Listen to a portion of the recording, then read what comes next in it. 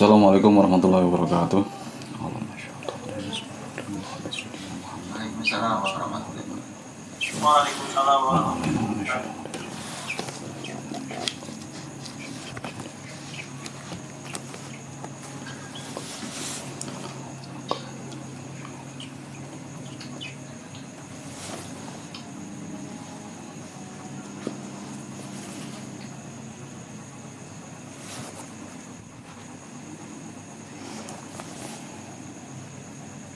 Al-Fatihah. Bismillahirrahmanirrahim. Alhamdulillahirabbil alamin. Ar-Rahmanirrahim. Maliki yaumiddin. Ya Rabbi, nasta'inu shira'al mustaqim. Shira'al ladzina an'amta 'alaihim ghairil maghdubi 'alaihim waladdallin. Bismillahirrahmanirrahim. Sekarang Ar-Ruknu Al-Khamis Asy-Syahidani. Halaman 14. Bismillahirrahmanirrahim. Ar-Ruknu Al-Khamisu. Ar-Ruknu Rukun Al-Khamisu yang kelima itu Asy-Syahidani, dua orang saksi. Rukun yang kelima adalah, ini rukun yang terakhir nih, adalah adanya dua orang saksi. Ini menurut mazhab Syafi'i. Mazhab yang lain ada yang enggak perlu, enggak rukun, bukan rukun. Wa yushtaratu fihi ma tis'atu syurutin. Nah, dalam saksi pernikahan dua orang ini itu harus memenuhi kriteria-kriteria atau persyaratan-persyaratan. Nah, di sini ada 9. Yusyaratu dan disyaratkan fihi ma ing dalam syahidani opotis atau syurutin 9 biro-biro syarat. Ada 9 syarat yang harus terpenuhi oleh orang yang menjadi saksi. Dua-duanya masing-masing, enggak salah satunya, masing-masing ini harus memenuhi 9 orang ini. 9 syarat. Al-awalu al-islamu.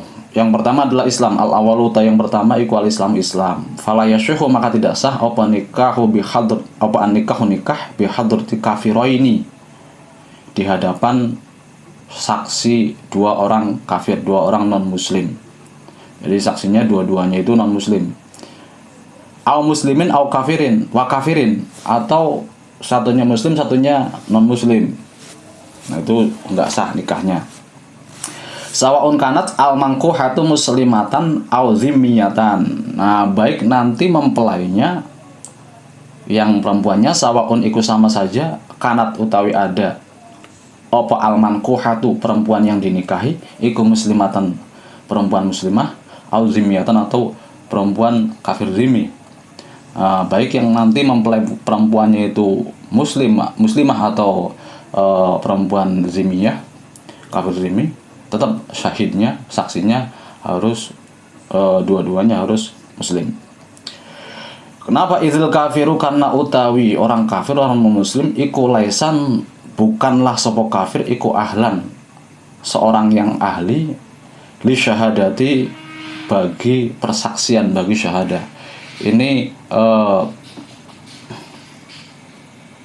namanya ya pertimbangan dari Islam sendiri, ya, dari kalangan Islam, karena ya mau nggak mau orang yang tidak ada kepentingan dengan Islam, dengan kita itu ya dianggap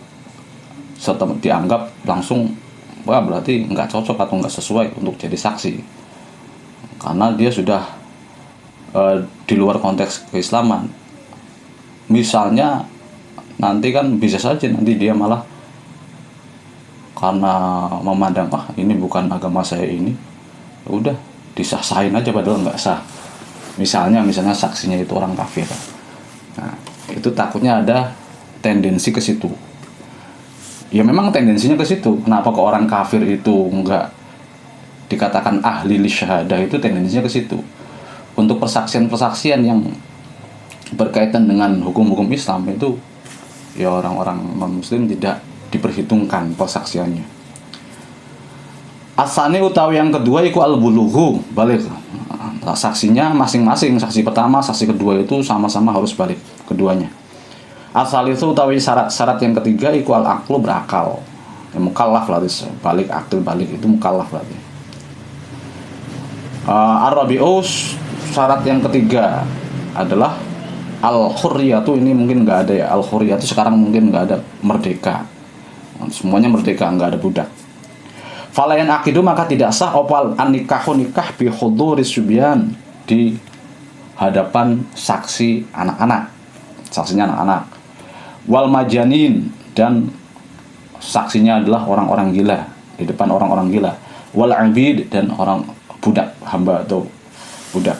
Nah, sekarang mungkin nggak ada sih abdun rokib.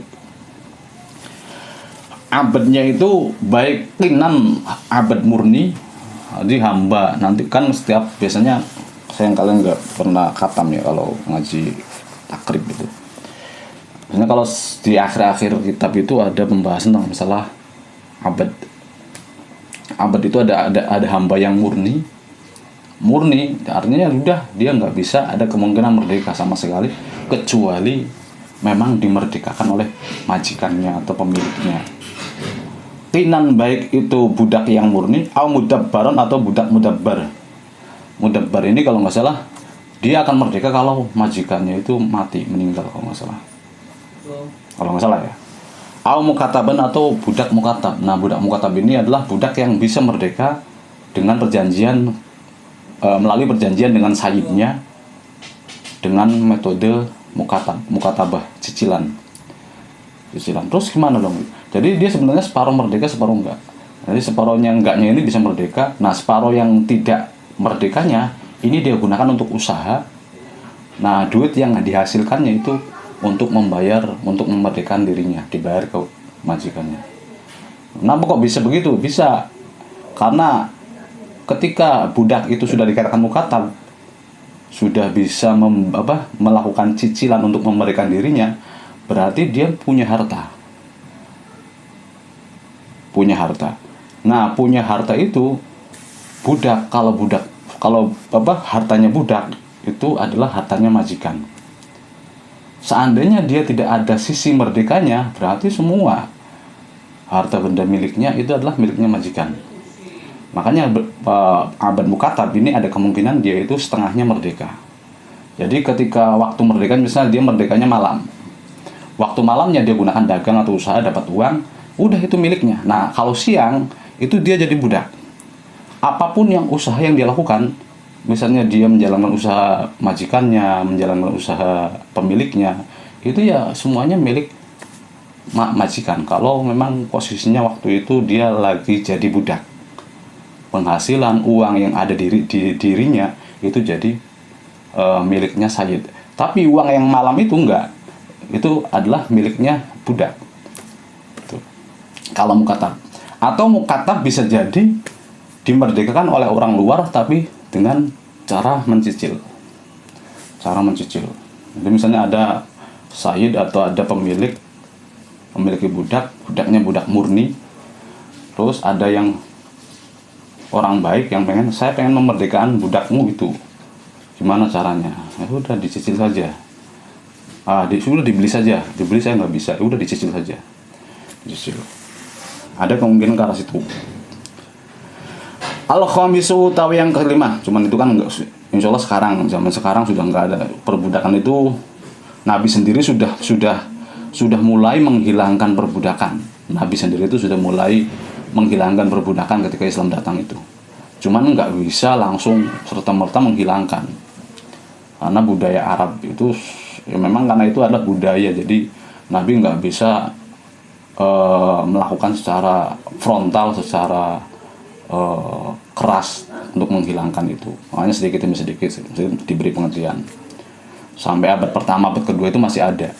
Nah, abad ketiga itu sudah mulai hilang. Abad keempat Hijriah sudah mulai hilang.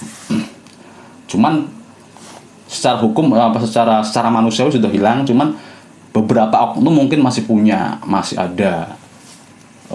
Karena memang budaya semacam itu, akhirnya ya beberapa oknum ya masih menerapkan perbudakan itu. Emang karena perbudakan itu sudah jauh sebelum Islam datang itu sudah ada. Ketika zaman Romawi pun juga banyak budak-budak itu. Kayak kalian pernah film Gladiator itu kan budak semua yang dijadikan aduan. Jadi budak itu ya kayak barang. Jadi seenaknya pemiliknya. Seandainya kenapa nggak berontak saja? Memberontak sudah dicap oleh semua orang ya pada waktu itu cara kerangka berpikirnya ya sudah sama semua. Ketika ada budak yang memberontak atau membunuh sayapnya, ya dibunuh sampai mati, dan dia akan dicat. Zaman dulu mungkin ada stempel, ini budaknya siapa, itu stempel kayak tato, stempel. Al-khamisu utawi yang kelima iku az-zukuratu. Nah, yang saksi itu dalam saksi nikah itu laki-laki. Ada beberapa persaksian itu boleh perempuan, tapi dalam saksi pernikahan itu laki-laki. Cuma nanti kalau perempuan itu berbanding 2. Kalau saksi laki satu, perempuan itu harus 2. Jadi perbandingannya harus 2.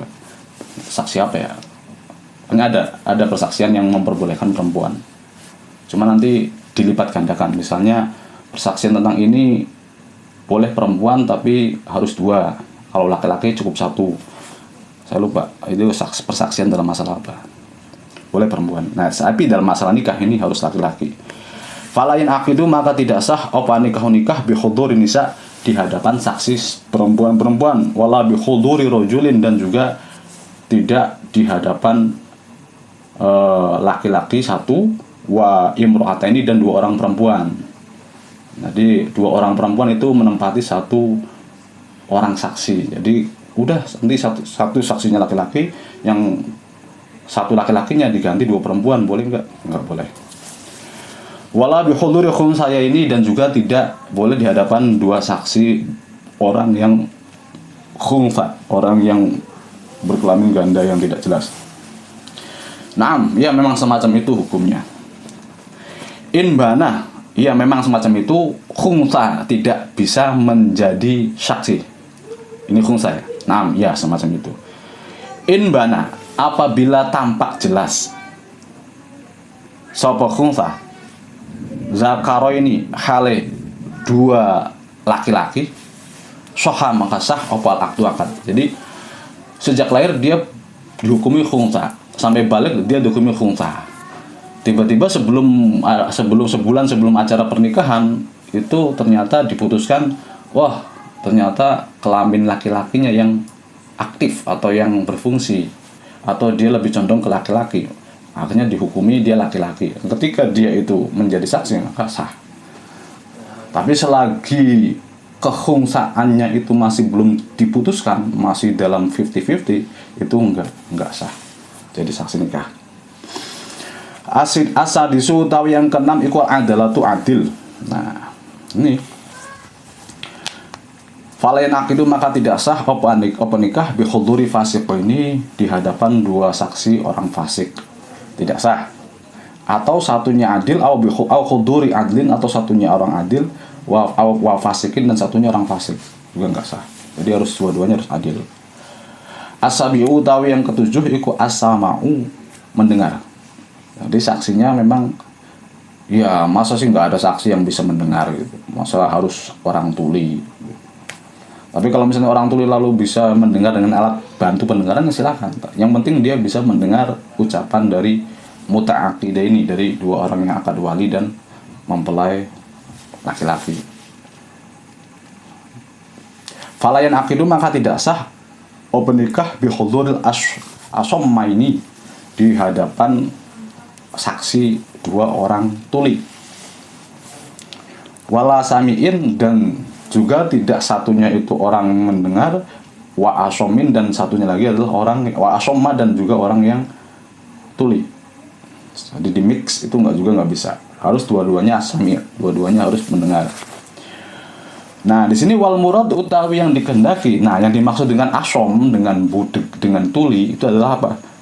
Wal murad utawi yang dikehendaki bil asomi, dengan asom tuli adalah ikuman orang la yasma'u, yang tidak bisa mendengar sopeman aslan sama sekali, tidak bisa mendengar sama sekali, bukan budek, bukan bolot. Bolot bisa mendengar. Nah, ini sama sekali nggak dengar. Asaminu utawi yang ke-8 iku al-basuru, bisa mendengar. Bisa melihat.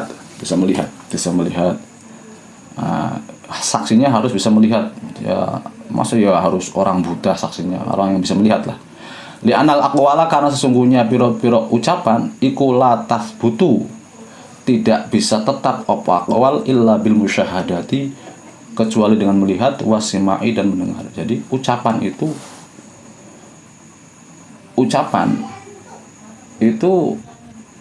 bisa ditetapkan kalau memang dengan melihat dan dengan mendengar. Bisa saja misalnya, kan bisa Pak, ucapan bisa terdengar meskipun tanpa melihat. Iya bisa. Itu juga nanti bisa saja itu rekaman suaranya. Kalau makanya rekaman bagaimana? Lah kan ada suaranya. Ya itu kan akhirnya nggak tahu. Orang yang buta itu akhirnya nggak tahu itu suara rekaman atau suara asli. Misalnya, atau suaranya wali atau bukan, atau suaranya mempelai laki-laki atau bukan, itu nggak tahu. Makanya harus melihat. Selain harus mendengar juga harus melihat. Ya falayan aqidu, maka tidak sah menikah bi hudurul a'maya ini, di hadapan saksi dua orang buta, wala basyirin wa a'ma, dan juga di mix satunya bisa melihat satunya buta, itu juga nggak sah. Fi ashahil wajhaini, dalam qaul paling sahihnya dua wajah. Ini ada qaul lainnya. Nah ini wal waju asani, wajah yang kedua, pendapat yang kedua, iku yang akidu sah kalau di mix satunya melihat satunya mendengar, itu sah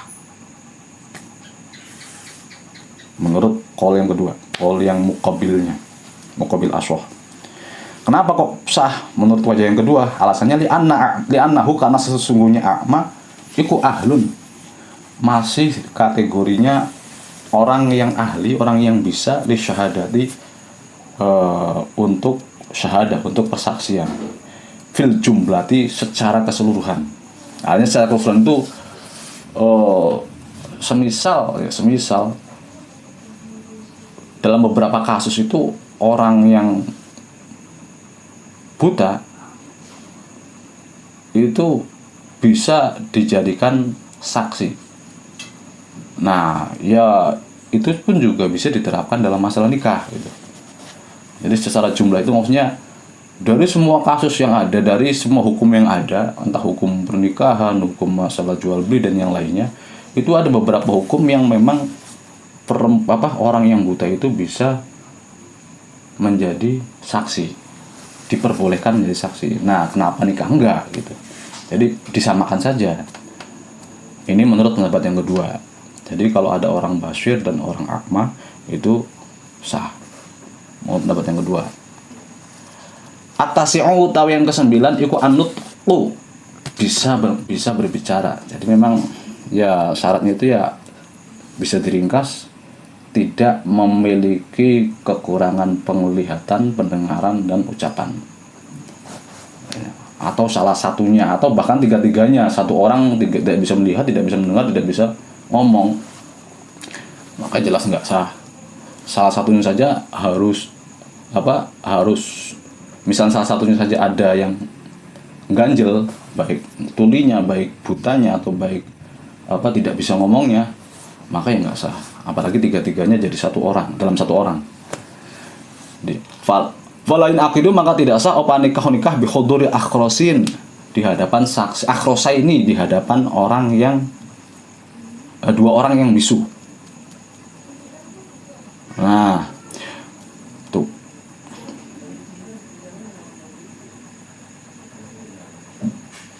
Ini sini nggak ada alasannya. Nggak ada alasannya kenapa kok orang harus syahadah, harus berbicara. Kan bisa saja misalnya sah. Dia kan bisa isyarah sebenarnya, anggukan biasa. Cuman kenapa nggak bisa di sini nggak disebutkan alasannya nih. Wa isyaratu, dan disyaratkan fiha ing dalam syahadah. Nah, dalam lebih lanjut masalah saksi nikah itu juga disyaratkan sebagai tambahan yang 9 ini, ziyadatan, hal yang menjadi tambahan alama marro, atas apa yang telah tadi terlewat.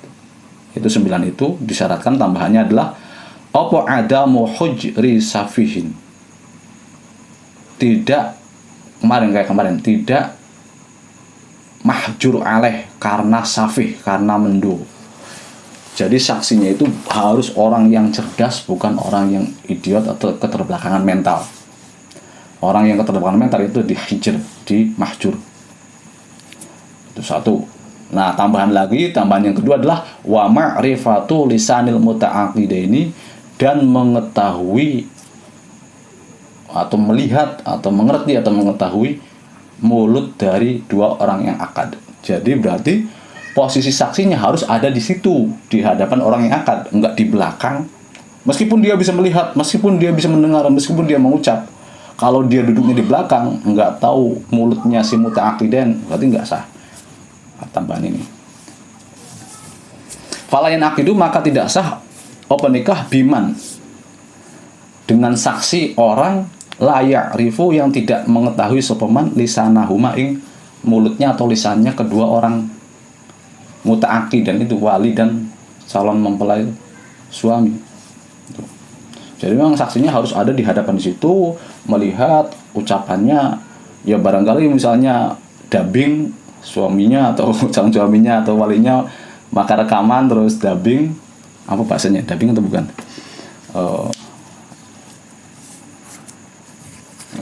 Kayak gitu, bisa jadi.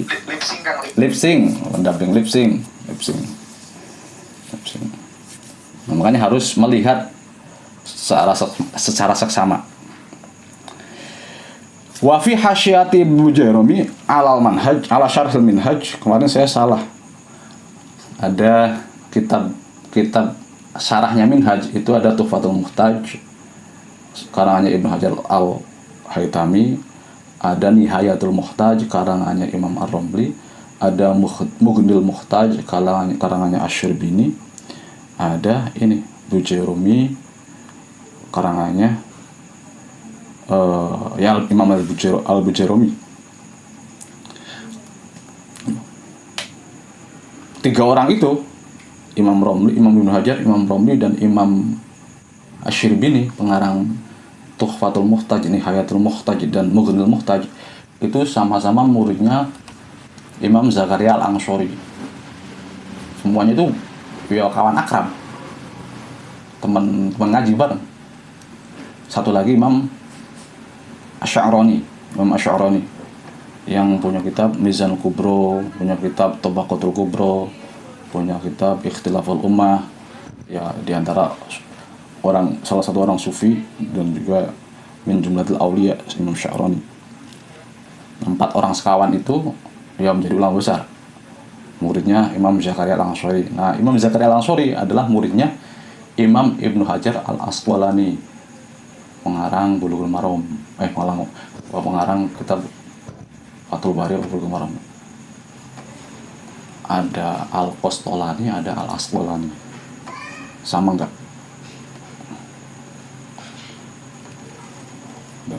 Jadi Imam Zakaria Al-Ansori itu Bainal Hajaraini, di antara dua Ibnu Hajar. Gurunya Ibnu Hajar Al-Asqalani, muridnya Ibnu Hajar Al-Haytami.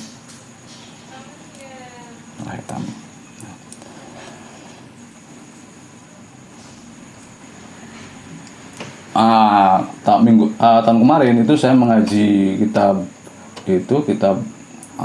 wali-wali luar negeri itu. Ada ceritanya Imam Ibnu Hajar Al-Haytami itu satu masa dengan wali Muhammad, siapa nama dari Mesir, itu ada di situ di profil biografinya. Jadi Imam Ibnu Hajar Al-Haytami itu dicopot kedudukannya, posisinya sebagai mufti oleh penguasa pada waktu itu. Nah, kemudian mengetahui hal itu, akhirnya oleh sang wali itu didoakan semoga menjabat kembali, karena enggak ada yang lebih pantas daripada Imam Ibnu Hajar Al-Haytami. Akhirnya diangkat lagi sebagai mufti.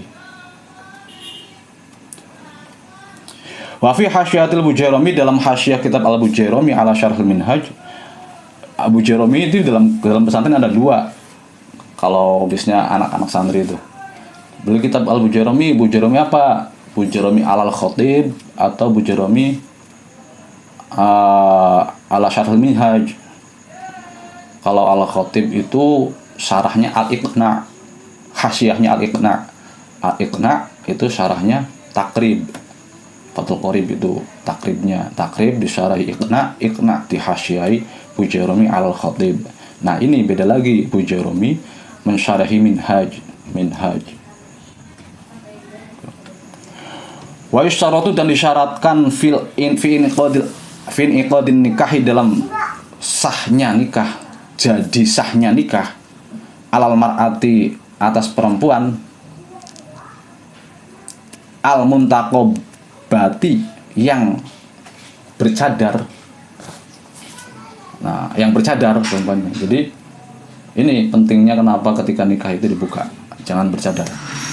Jadi nggak usah ikut-ikut fashion kemudian nikahnya itu tutup, tapi buka ketika akan nikah.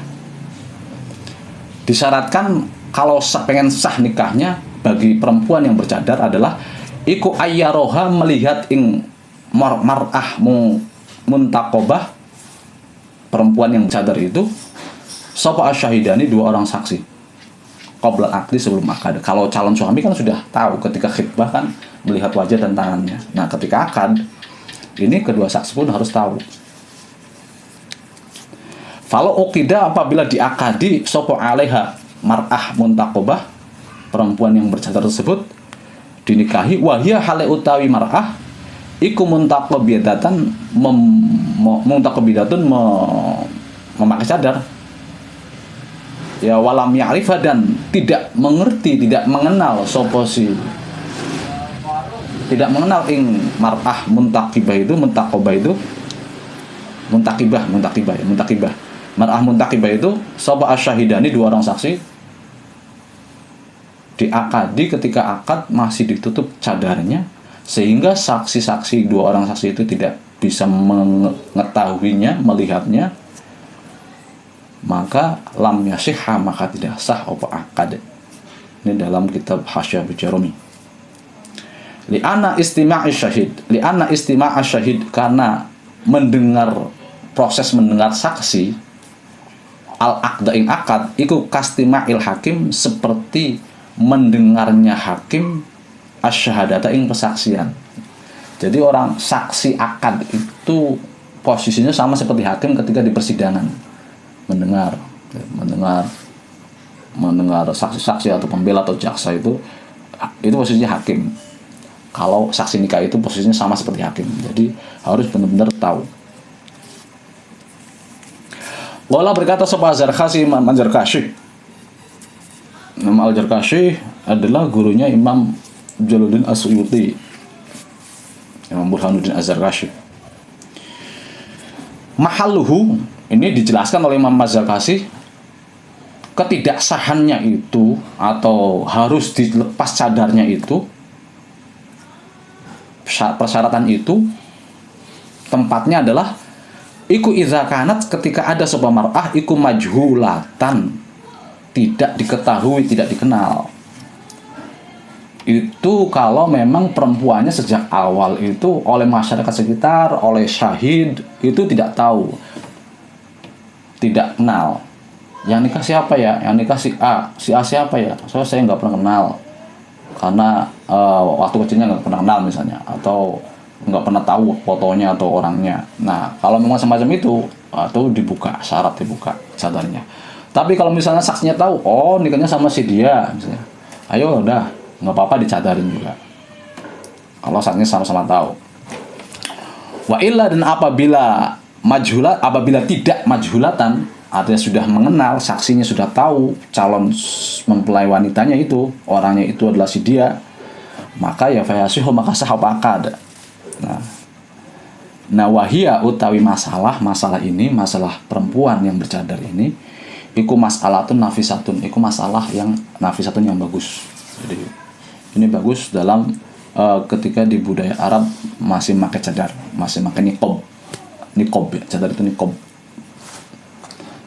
Kalau dalam Darul Ifta itu ada, saya punya kitabnya itu, niqab itu adalah budaya, bukan syariat. Di kitab di siapa itu, tulisan Syekh Ali Jum'ah atau siapa. Wal quddatu al-an la ya'lamuna biha fa innahum yuzawijunal muntaqibata al-hadirata min ghairi ma'rifati syuhud iktifa'an bi huduriha wa akhbariha. Nah, kenapa kok dikatakan ini masalah bagus? Karena kenyataannya wal quddatu utawi piro-piro qadi, ya qadhi ya kayak hakim semacam itu. Atau saya masih belum tahu ya bedanya hakim sama qadhi, saya belum tahu.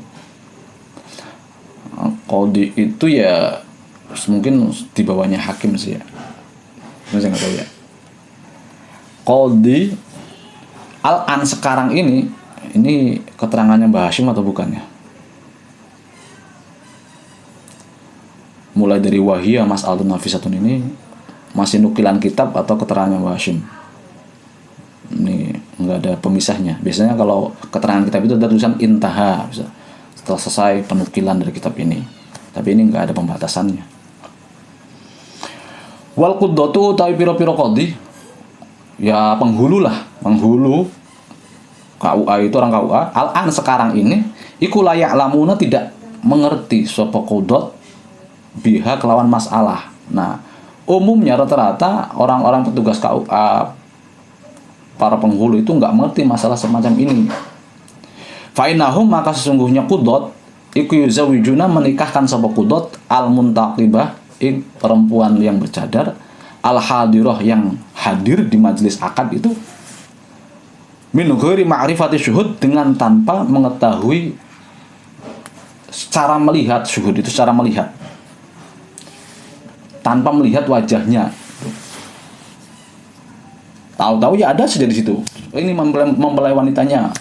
Nah, itu rata-rata sekarang itu para penghulu itu hanya mencukupkan diri untuk kalau sudah ada calonnya di situ, sudah terlihat meskipun bercadar ya sudah cukup, menganggap cukup semacam itu. Yuzawijuna al-muntaqabi al-hadirah min ghairi ma'rifati syuhud, dengan tanpa benar-benar melihat nyata wajahnya kayak gimana.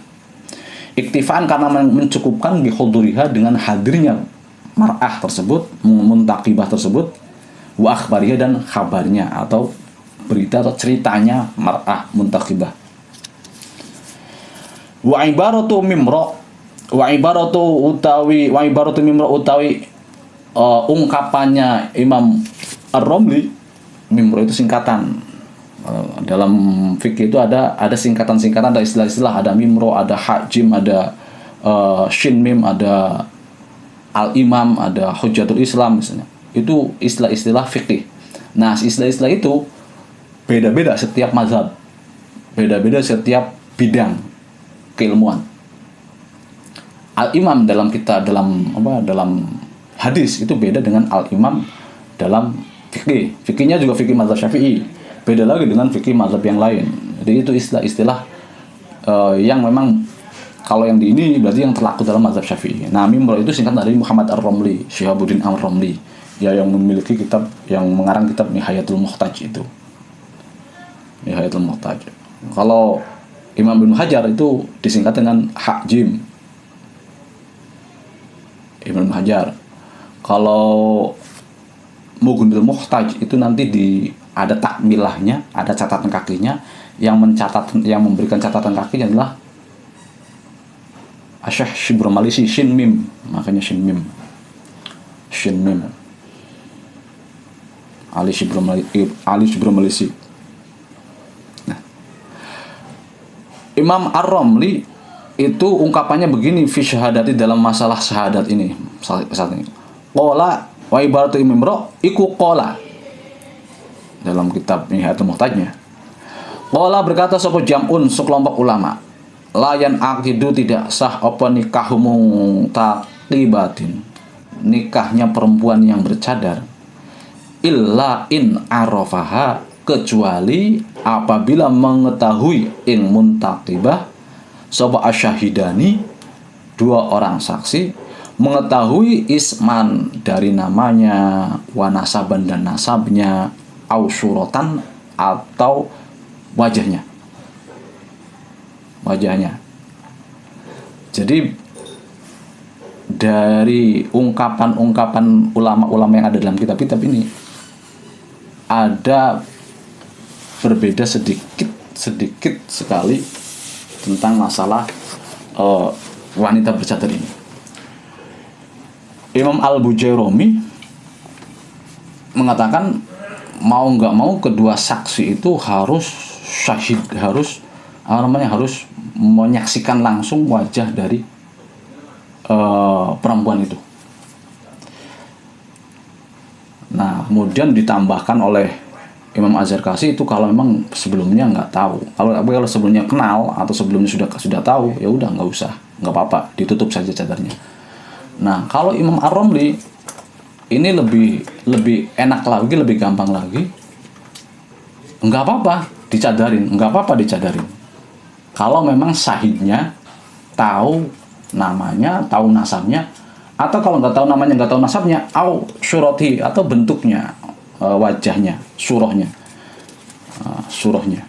Nah, surahnya itu wajah, maksudnya bukan bentuk tubuhnya, surahnya itu wajahnya.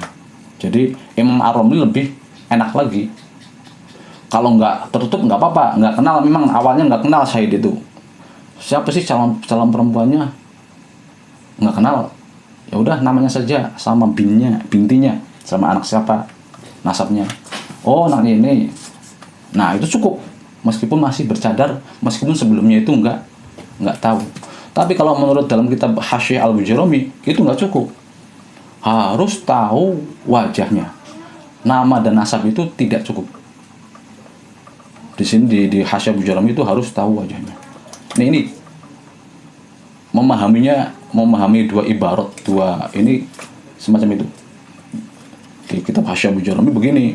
Tapi menurut Imam Ar-Ramli dalam kitab Nihayat Al-Muhtaj itu begini bunyinya. Jadi Imam Ar-Ramli memiliki kecenderungan untuk diperbolehkan meskipun hanya mengetahui nama dan nasabnya. Nah, Imam Ibnu Hajar beda lagi, itu adalah satu grup, dulunya satu kelompok ngaji di Zakaria Al-Ansurinya. Karena jadi ulama besar semua, ya beda-beda pendapat, istilah sendiri-sendiri. Waqala dan berkata intaha sudah selesai apa ibaratu mimro. Waqala dan berkata sampai Ibnu Hajar, Imam Ibnu Hajar berkata waqo flam, dan Imam Al-Qulubi kemarin sudah saya sampaikan salah satu hasyiah Umairah Qulubi wa Umairah, hasyiah kitab Al-Mahalli itu Imam Al-Qulubi. Fi hasyiyatihi dalam hasyiyahnya Al-Qulubi ala Jalalil Mahalli, ing atase kitab Jalaluddin Al-Mahalli, kitab Al-Mahalli. Aslinya namanya itu Kanzur Raghibin. Tapi santri-santri itu kenalnya ya kitab Al-Mahalli, padahal itu ya nama pengarangnya. Aslinya itu Kanzur Raghibin. Syarah Minhaj Kanzur Raghibin. Nah, Kanzur Raghibin itu dihasyiahi oleh Imam Al-Qulubi dan Imam Al-Umairah. Nah, Imam Ibnu Hajar dan Imam Al-Qulubi mengatakan la yusyaratu, tidak disyaratkan apa ru'yatul majhulah, melihat perempuan yang majhul, yang tidak dikenal sebelumnya.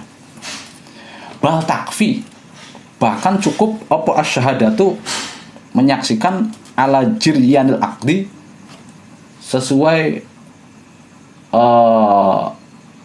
berlangsungnya akad berlangsung. Bainaha, antara si majhulah, wa baina zauj, dan antara suaminya. Imam Ibnu Hajar lebih enak lagi berarti. Tidak disyaratkan perempuan bercadar untuk melepas cadarnya berarti. Kenal atau tidak saksinya terhadap mempelai perempuan sebelumnya, kenal atau tidak, kemudian akad itu bercadar, itu menurut Imam Ibnu Hajar nggak apa-apa. Yang penting dia tahu ada orangnya, akadnya juga ada terjadi, itu sudah cukup menurut Imam Ibnu Hajar dan Imam Al-Qulubi. Lebih enak lagi, tidak ada persyaratan semacam itu, semacam yang dikatakan oleh Imam Al-Bujurumi dan Imam Ar-Ramli. Intaha sudah selesai apa qaulu Ibnu Hajar dan Imam Al-Qulubi. Bismillahirrahmanirrahim. Khatimatun. Ya atau enggak ini? Udah dulu ya. Jangan banyak-banyak. Allahumma sholli Al-Fatihah. A'udzu billahi Bismillahirrahmanirrahim. Alhamdulillahirabbil alamin. Ar-Rahmanir-Rahim. Maliki yaumiddin. Iyyaka na'budu wa iyyaka nasta'in. Shiratal mustaqim. Shiratal ladzina an'amta 'alaihim ghairil maghdubi 'alaihim